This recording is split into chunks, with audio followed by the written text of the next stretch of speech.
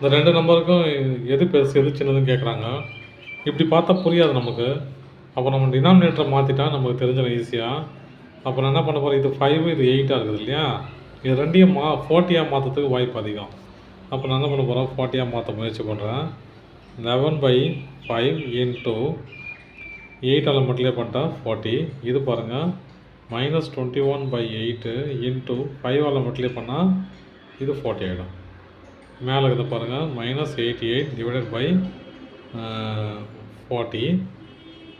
இங்கே பாருங்கள் -21 இன்ட்டு 10 105 இல்லையா, -105 டிவைடட் பை 40.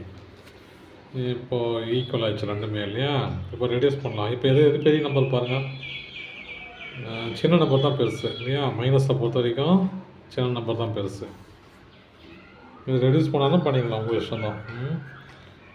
அடுத்த நம்பரு 3/-4, -1/2. இப்போ இதுக்கு ரெண்டு நடுவில் இப்போ டினாமினேட்டர் சேமாக மாற்றணும் இல்லையா, அதெல்லாம் வேலை நம்மளால். அப்போ இதெல்லாம் பண்ணோம், இது 3/4 -3/4ஆகவே இருக்கட்டும். மைனஸ் இது என்ன பண்ணோம், 2 மல்டிப்ளை பண்ண போகிறேன். -1/2 இன்ட்டு 2/2. அப்போ இது என்ன மாறிச்சு, -2/4 ஆயிடுச்சு. அப்போ -2/4 -3/4. மைனஸை பொறுத்த வரைக்கும் சின்ன நம்பர் தான் பெருசு இல்லையா. தேர்டு சம்மு 2/3 4/5. இப்போ இதுதான் டினாமினேட்டரை மாற்றணும், சேமாக மாற்றணும். அப்போ இது 5ஆலையும் இது 3ஆலையும் மல்டிப்ளை பண்ண போகிறேன்.